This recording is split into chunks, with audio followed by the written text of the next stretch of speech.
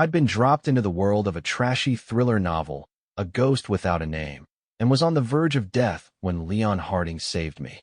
When I figured out my savior was the spineless husband from the book, the one set to be murdered by his wife and her old flame, I decided to rewrite the ending. I got proof of the affair.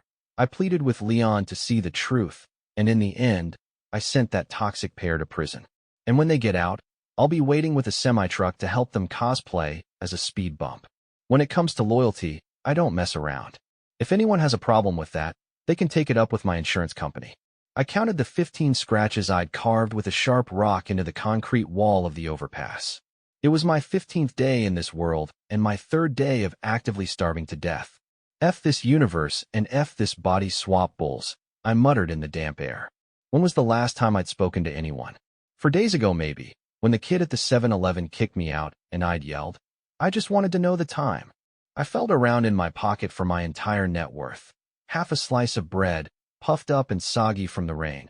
A crumpled flyer for day labor, the address blurred beyond recognition, and a half-empty bottle of water I'd pulled from a trash can. The water had given me diarrhea for 2 days straight, but at least it hadn't killed me. My stomach twisted into another knot.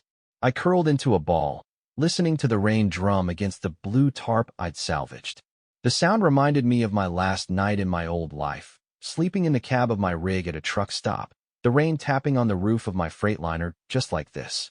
Liam Miller, 28, U.S. citizen, occupation, truck driver. I recited in my head, terrified I might forget who I was. 2 weeks ago, I was hauling freight down I-95. Now I was huddled like a stray dog under an overpass in some strange city that looked almost exactly like the world I'd left behind. Same language, same architecture, even the same corporate logos. The irony was crushing. When I tried to get help at a police precinct using my real social security number from my driver's license, the cop behind the desk had looked at me like I was the worst con artist she'd ever seen. Body swap. I choked out the term from all those web novels, a bitter laugh escaping my lips. No memories from a previous owner of this body, no magical system to guide me, not even a valid ID in this world. I was less than a ghost. The sound of the rain brought my thoughts back to the night everything changed. I parked my rig at a service plaza. I had a microwave burger and a Coke, and was killing time scrolling on my phone. That's when I found it. Some trashy, self-published ebook titled His Last Breath. My first regret. This main character is such a doormat, I'd muttered.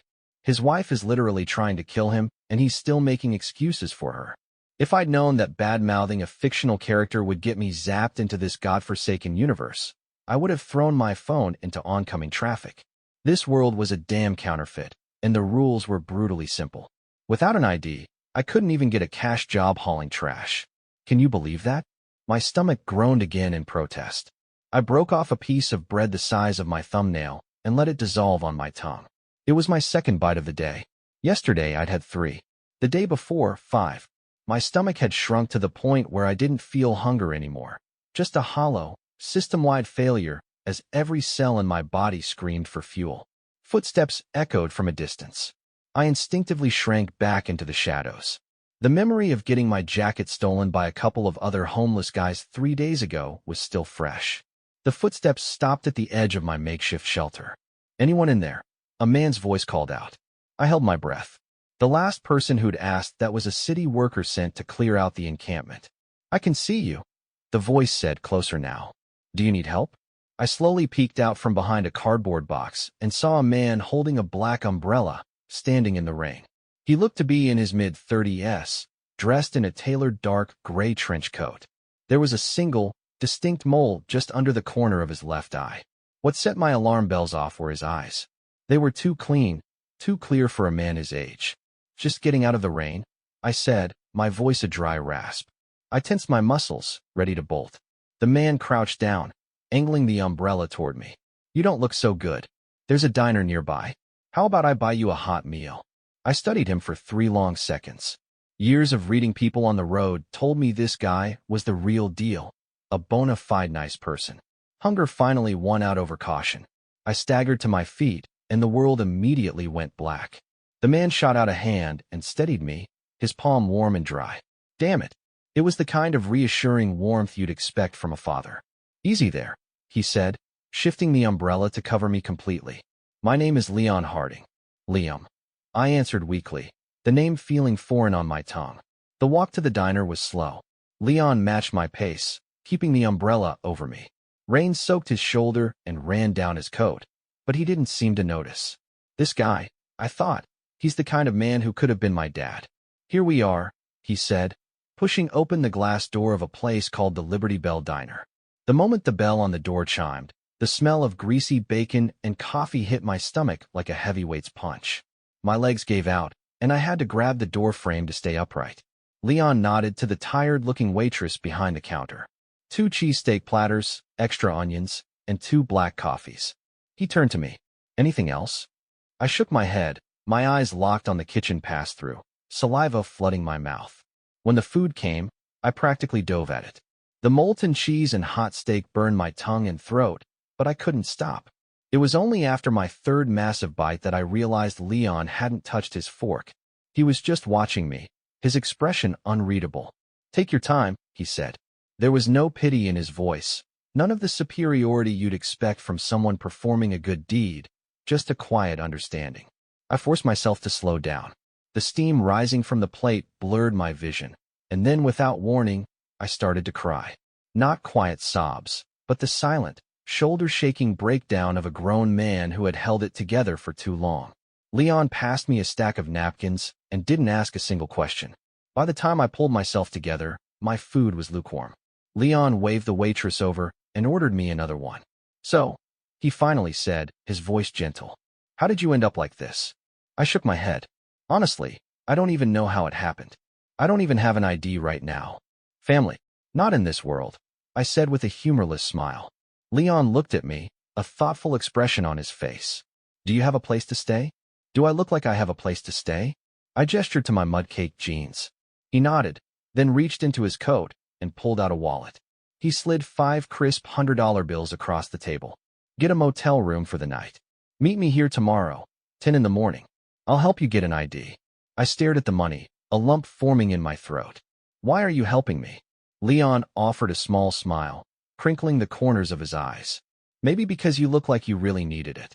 Or maybe, he paused, maybe I was just in a good mood today. I picked up the bills. They felt impossibly heavy. I'll pay you back. Don't worry about it, he said, standing up. Just get yourself back on your feet. Miss, the check please. The rain had stopped by the time we left the diner. Leon flagged down a cab and handed the driver 2 of the hundreds. Take him to the nearest decent motel. The extra is to cover his room for a few nights. You're not coming? I asked. He shook his head. I have things to do. Remember, 10 o'clock tomorrow. As the cab pulled away, I looked back through the rear window. Leon was still standing on the sidewalk, the hem of his trench coat fluttering in the evening breeze. Maybe there were still good people left in the world after all. My high school guidance counselor wasn't full of S. The motel was a palace. A long hot shower washed away 2 weeks of filth. The man in the mirror was a stranger, gaunt and skeletal, with a wild beard like a hermit. It took me half an hour just to comb the knots out of my hair. Lying on the clean sheets, I stared at the ceiling, replaying the day's events. Leon Harding. The name was so familiar. Holy yes. He was the male lead from that trashy thriller, the nice guy pushover who gets murdered.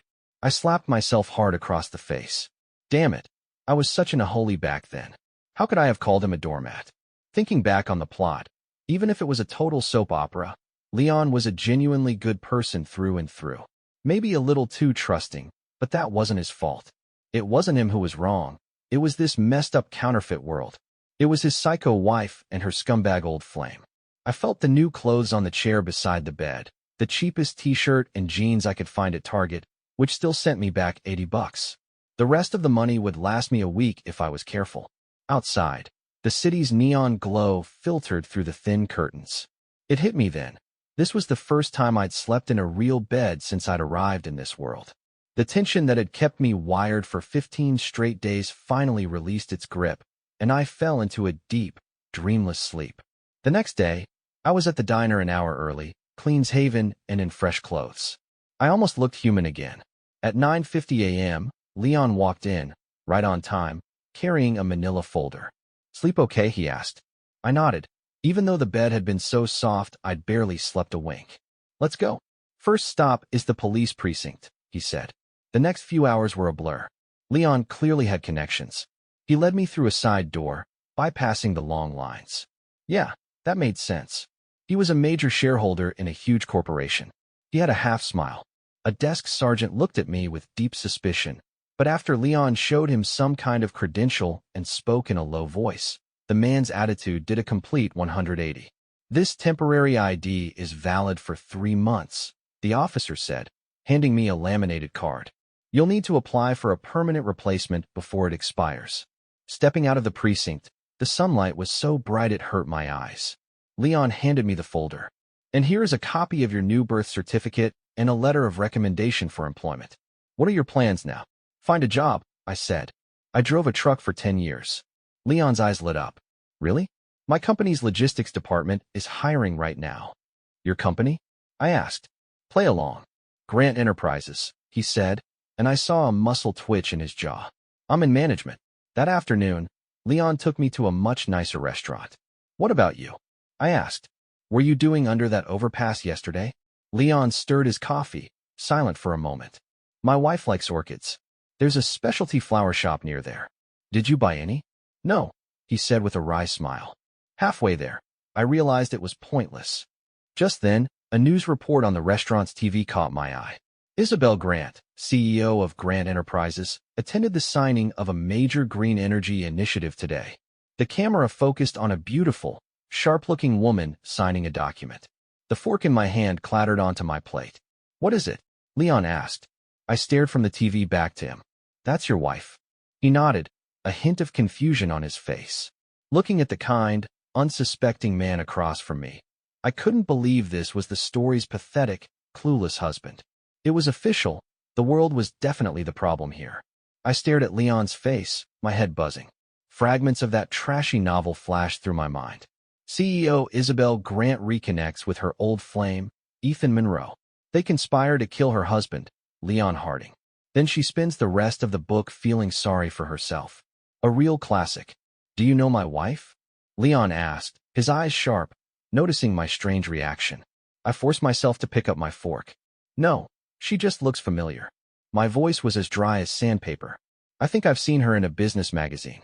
I had to help him. Looking at this kind man who had shown me nothing but decency, a resolve hardened in my gut. When it comes to loyalty, an East Coast guy always pays his debts. Step 1 of my new life, loyalty. Leon gave a thoughtful nod and didn't press the issue. The waiter brought our food, a steak for him and a sea-bass fillet for me. The smell of seared meat made my stomach contract violently with a loud growl. Eat, Leon said, pushing a basket of bread toward me. Don't be shy. I began eating mechanically, my taste buds exploding from the long-awaited flavor of real food, but my mind was a million miles away, stuck on the plot of that book.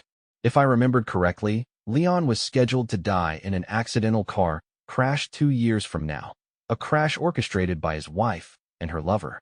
Liam. Leon's voice snapped me back to the present. Are you okay? I looked up at him. The sunlight streaming through the window seemed to cast a golden halo around his head.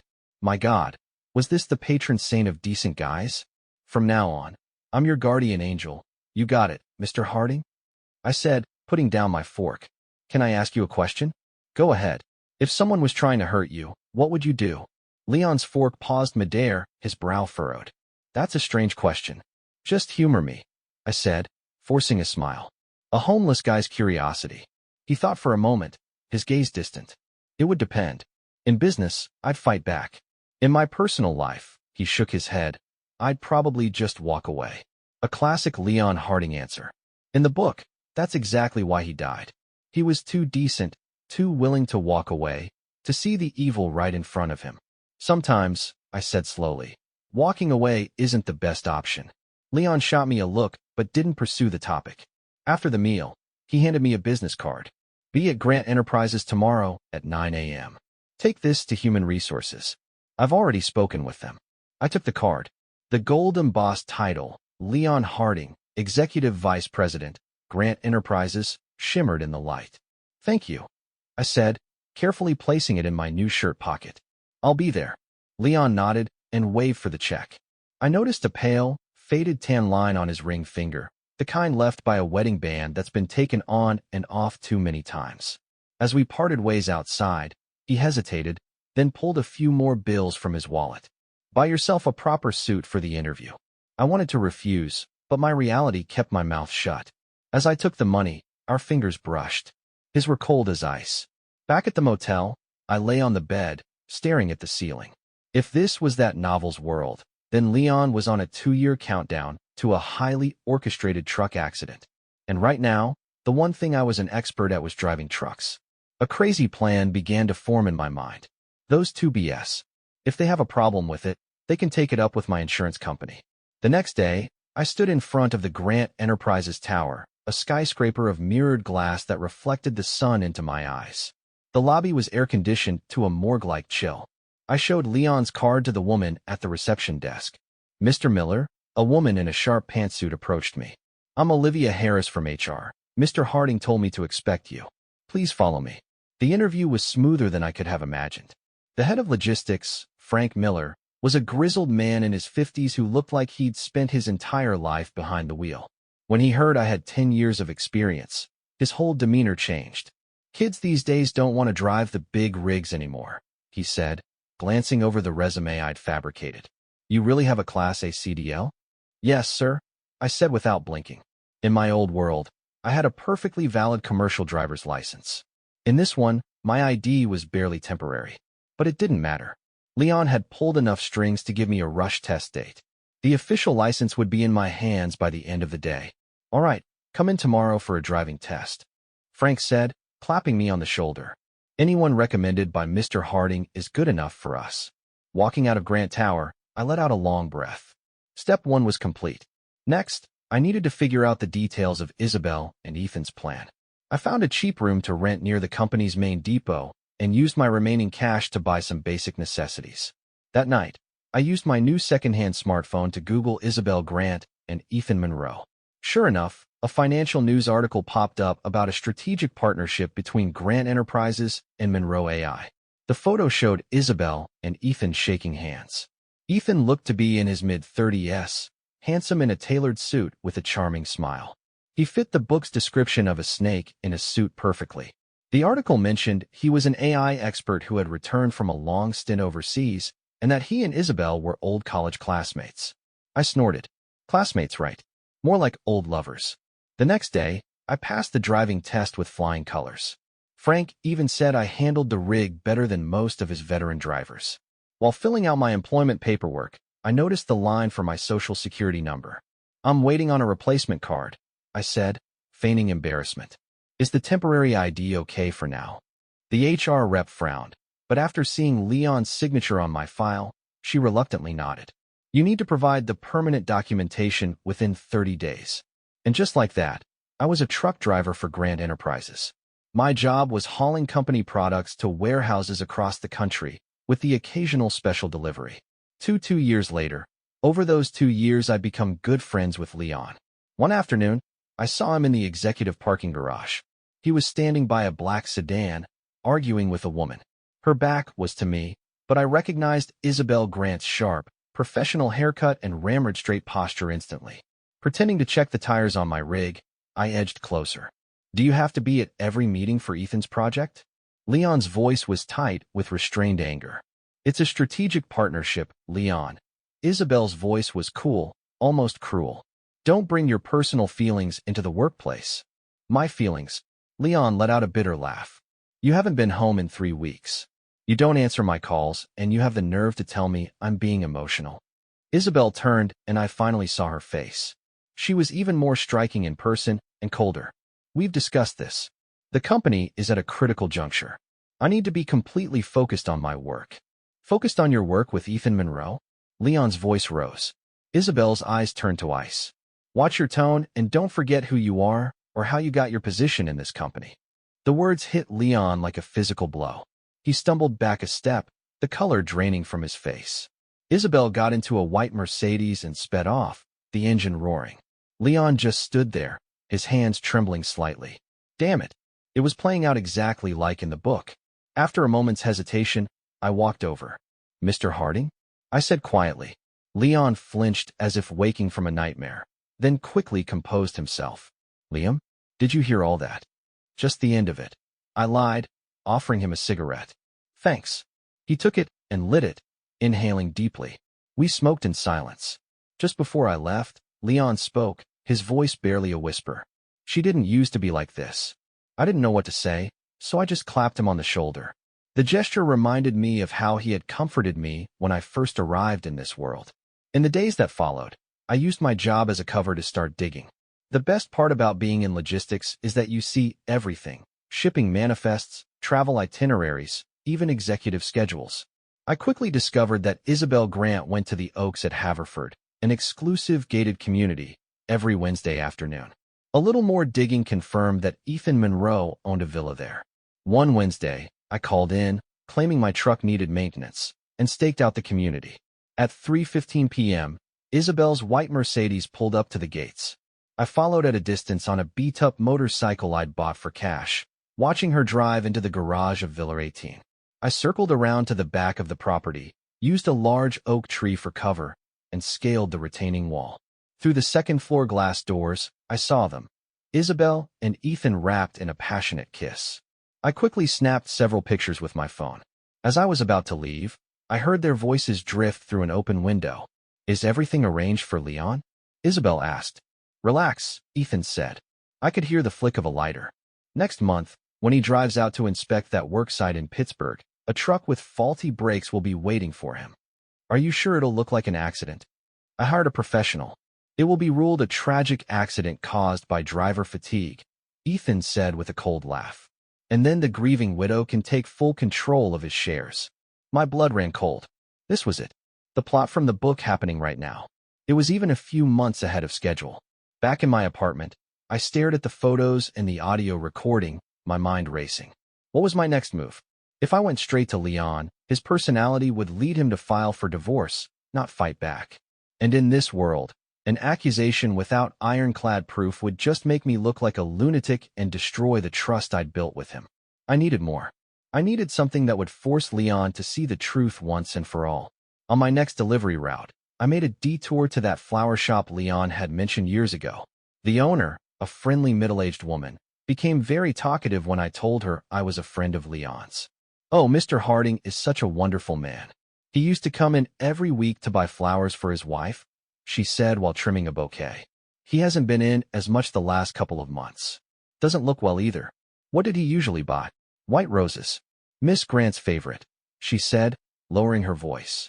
Last month he came in and his eyes were all red like he'd been crying. I probably shouldn't have asked, but I did, and he just said, the most beautiful flowers in the world are a waste if there's no one to appreciate them. Leaving the shop, I had a plan. For the next 2 weeks, I used my delivery schedule to tail Ethan Monroe, learning his routines. At the same time, I started asking around in the trucker community about the professional he'd hired. It didn't take long to get a name. Derek Stone, known as Mac, a driver who took on shady jobs. In the book, Leon's death was brushed aside as an accident, and the police never looked too closely, but this time was different. This time, the story had me. One rainy night, I knocked on the door of Leon's penthouse apartment. He answered wearing a bathrobe, his eyes bloodshot, a half-empty glass of whiskey in his hand. Liam? What's up? It's late. I didn't say a word. I just took out my phone and played the recording. Leon's expression shifted from confusion to shock, then to a deathly gray. When was this? He asked, his voice trembling so badly I could barely understand him. Last Wednesday, I said, pulling up the photos of your wife and Ethan Monroe's little love nest. Leon stared at the photos, then suddenly spun around and bolted for the bathroom. I heard the violent sound of him retching. When he came out, his face was ashen, but his eyes were unerringly calm. What do you want? He asked. The question threw me. What? You went to all this trouble to get this. You must want something. Money? A promotion? His voice was laced with a chilling bitterness. I finally understood. He thought I was blackmailing him. I don't want a damn thing, I said, looking him straight in the eye. I just want to save your life. Leon froze. You know why? I pointed at him. Because you're a good man, and good men shouldn't have to die like this. The bad guys should. But most importantly, you saved my life. You gave me hope when I had nothing left. Leon's shoulders slumped. He collapsed onto the sofa and buried his face in his hands. I'm such a joke, he mumbled through his fingers. The whole company probably knows. I'm the only one who was kept in the dark. Well, now you know, I said, sitting across from him. What are you going to do about it? He looked up, the weakness in his eyes slowly being replaced by a cold, hard resolve. I'm going to make them pay. That's what I wanted to hear. I leaned in closer, my voice low. I have a plan. 3 in Leon's apartment. The city lights below looked like a fallen constellation. The whiskey swirled in his glass, catching the light like liquid amber. Tell me your plan, he said. His voice was steadier now, but his knuckles were white from gripping the glass. I pulled out my phone and showed him a photo. Recognize this guy? The picture was of a man in his 40s wearing a greasy work uniform and smoking a cigarette at a gas station. Leon squinted at the screen for a moment, then shook his head. His name is Derek Stone, Mac, I said, zooming in on the man's face. Ethan Monroe paid him $100,000 to arrange an accident. Leon's pupils constricted. How did you find him? The trucking world is a small one, if you know who to ask. And for the past 2 years, I've gotten to know a lot of people, I said, putting my phone away. He specializes in this kind of work. He's got at least 2 other bodies on his record, both written off as traffic accidents. Leon stood and walked to the window, his back to me. His reflection in the glass looked fragile. So they're serious. They really want to kill me. On the 15th of next month, on your way to inspect the new site in Pittsburgh, I said, stating the date from the book. They've arranged for a gravel truck to suffer brake failure. Leon's shoulders trembled. He spun around, a flash of fury in his eyes. Let's call the cops. The recording, the photos, it's enough to open an investigation. No, it's not, I countered. With Ethan's connections, evidence like this will get spun as a messy divorce investigation. Best case scenario, he gets a slap on the wrist. I paused. And do you really want the whole world to know you were not only cheated on, but that they tried to have you killed? The question hit him right where it hurt. His face flushed with anger, then paled. Then what do you suggest? He asked, his voice a low growl. I moved closer. We need something better, something undeniable. A recording of them admitting to the murder plot. I looked him dead in the eye. And then we beat them at their own game. Leon's breathing grew heavy. You mean stage another accident? No, I shook my head. We're going to let their plan play out, but we're going to expose it for the whole world to see. You walk away clean, and they go down in flames. The city lights shifted, casting changing patterns of light and shadow on Leon's face. He was silent for a long time, so long that I thought he was going to say no. What do you need me to do? He finally asked, his voice low and firm. It was the first genuine smile I'd had since I arrived in this world. For the next 2 weeks, Leon played the part of the desperate husband unwilling to let go. He sent Isabel flowers, left pleading voicemails, and even staged accidental run-ins at the office. Her response grew colder and more impatient with each attempt until she was practically humiliating him in public. I documented every second of it. More importantly, following my instructions, Leon had a micro recorder installed in one of his suit buttons. She's not even trying to hide it anymore, Leon said one night, playing the day's recording for me in a rented warehouse. Isabel's icy voice filled the space. Leon, for God's sake, have some dignity. Our marriage has been over for years. It's almost time, I said, pulling up another file. Ethan met with Derek Stone yesterday at the Blue Note Cafe. My contact got photos of the cash handoff. Leon stared at the image of a thick envelope. His expression turned to stone. I always thought he just wanted control of the company. I never believed he would actually try to kill me. The 15th is next week, I said, checking my own surveillance gear. I'm going to go have a business meeting with Derek Stone tomorrow. Leon looked up sharply. That's too dangerous. What if he recognizes you? He won't, I said with a confident smile. I'm a professional truck driver, remember? It's perfectly normal for a guy like me to be looking for a little off-the-books work. I clapped him on the shoulder. Besides, I'm the guy who's saving your life, right? The next afternoon, I found Derek Stone at a rundown repair shop on the outskirts of the city. He was under a semi, only his oil-stained legs visible. Hey, Derek Stone, I called out in a thick local accent. Frank Miller sent me. Said you might be able to help me with a business proposition. Derek Stone slid out from under the truck, squinting at me. Frank who? Frank from Grant Depot, I said, offering him a cigarette. Heard you've got connections. that you could take care of problems. He took the cigarette, his posture relaxing slightly. What kind of problem? I lowered my voice. Got a boss who owes me money. I want to teach him a lesson. I made a gesture like a truck ramming a car. Nothing fatal, just a few months in the hospital. Derek Stone's eyes narrowed. Who told you I do that kind of work? Word on the street is you're the best. You know just how far to push it, I said, pulling out the envelope I'd prepared, letting him see the stack of cash inside. $1,000 up front, for more when the job's done. Derek Stone stared at the money for a few seconds, then a greasy smile spread across his face. You know how to do business, kid. He leaned in, his breath a foul mix of stale beer and cigarettes. Only thing is, I just picked up a big job. Won't have a free hand until next week. That's fine. I'm not in a rush, I said casually. What's the big job, if you don't mind me asking? Can't be pushed back. Derek Stone's face immediately shut down. Don't ask questions you don't want the answers to. I held up my hands as if I understood. Right, my bad. How about this? I'll take your number.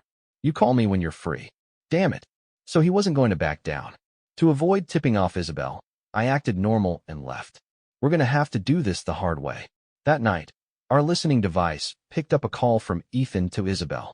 The driver is all set. The 15th, 9 a.m. sharp, that tight curve on the Schuylkill Expressway. Isabel's reply sent a chill down both our spines. Make sure he doesn't survive. I want to be completely free of this burden. The color drained from Leon's face. He shut off the recording and sat in silence for a long time, his head in his hands. When he finally looked up, all the hesitation and pain were gone, replaced by an ice-cold resolve. We do it your way, he said. But I want to be there to see their faces when it all comes crashing down. The night before the operation, we made our final preparations in the warehouse. I was tuning up an old, beat-up semi I'd bought for cash, a perfect match for the at-fault vehicle described in the book. Remember, tomorrow you leave for Pittsburgh as planned, but you take the car I've arranged, I said, checking the brake lines. After it's all over, the cops will discover that the brakes on your car were tampered with. Leon nodded, a complex emotion swirling in his eyes. He was still too good for this world. Suddenly, he pulled me into a hug, clapping me hard on the back. The unexpected gesture caught me off guard. God, I hoped that by changing the plot I hadn't accidentally turned this into some weird romance novel. That would be terrifying. On the morning of the 15th, the sky was a grim, oppressive gray. I had parked my truck in a wooded area overlooking the Schuylkill Expressway, watching the road through a pair of binoculars. At 9:05 a.m., Derek Stone's blue gravel truck appeared, parking at the planned spot on the shoulder. My earpiece crackled. It was Leon. I'm on my way. I'm in the black sedan you arranged. Copy that, I said, my eyes glued to the road. Remember, no matter what happens, do not get out of the car. At 9:20 a.m., Leon's sedan came into view. Almost simultaneously, Derek Stone's truck roared to life, accelerating and swerving into the lane, a perfect reenactment of the book's description. But this time was different. The second before the gravel truck would have slammed into the sedan, my semi shot out from a side access road, boning the blue truck with precision. With a deafening crash of metal on metal, both trucks jackknifed and slid for 50 feet before coming to a stop. I had calculated the angle and speed perfectly, ensuring I'd walk away with only minor injuries. As I climbed out of the mangled cab, I saw Derek Stone pinned in his seat, his face covered in blood. Help! Help me, he gasped. I walked over calmly and crouched down to his eye level. Recognize me? I'm the guy who tried to hire you the other day. You had your chance to take the easy money. Don't blame me for this. I gave you an out, didn't I? Derek Stone's eyes widened, a flicker of pure terror in them. Tell the police who hired you, I said quietly. Or next time, it'll be more than a few broken ribs. I leaned in closer. I found you once, I could find your family. You've been around long enough to know what to do, right? With that, I pulled out my phone and dialed 911, then walked over to Leon's car. He was sitting in the back, pale but composed. The driver was shaking uncontrollably. It's over, I said, pulling open the door. Stick to the plan. Leon took a deep breath, then pulled out his own phone and dialed Isabel. Isabel, something happened. Someone tried to kill me. His voice trembled with expertly feigned terror. I'm on the Schuylkill. I'm so scared. He hung up and gave me a slight wink. She sounded very concerned. Said she and Ethan are on their way. I couldn't help a grin. The show was just getting started. 20 minutes later, the valley echoed with the sirens of police cars and ambulances. As the paramedics were freeing Derek Stone from the wreckage, he immediately pointed the finger at Ethan Monroe, even handing over the envelope of cash. And just as he was doing so, Isabel and Ethan arrived, running toward the scene only to find Leon giving a statement to a news crew, looking shaken but very much alive. "Leon," Isabel shouted, running toward him in a display of fake panic, only to be stopped by a police officer. "Are you okay?" "I was so worried." Leon gave her a weak smile. "Really? Then why did you tell Ethan to make sure he doesn't survive?" The color drained from Isabel's face. Ethan spun around to run, but was tackled by a plainclothes detective. "You're both under arrest for conspiracy to commit murder," the officer said, pulling out a pair of handcuffs. "Mr. Stone here provided us with a full audio recording of his deal with you. It turned out the old dog had a trick up his sleeve we didn't plan for. He'd been secretly recording Ethan the whole time, a little insurance policy for himself." As I watched Isabel and Ethan being loaded into the back of a police cruiser, Leon let out a long, shuddering breath. The tension finally left his shoulders. "It's over," he said quietly. "No," I said, clapping him on the back. "It's just beginning." A month later, Leon's divorce was the talk of the financial world. With undeniable proof of adultery and attempted murder, he not only walked away clean but also secured an additional 15% of Grant Enterprises. Isabel and Ethan were facing serious prison time. Of course, the day they get released, they might just run into a truck with brake failure. I'm a nice guy, after all. I just want to help them cosplay as a speed bump. I wouldn't kill them, not for Leon's sake. I'd just help them cosplay as vegetables for the rest of their lives.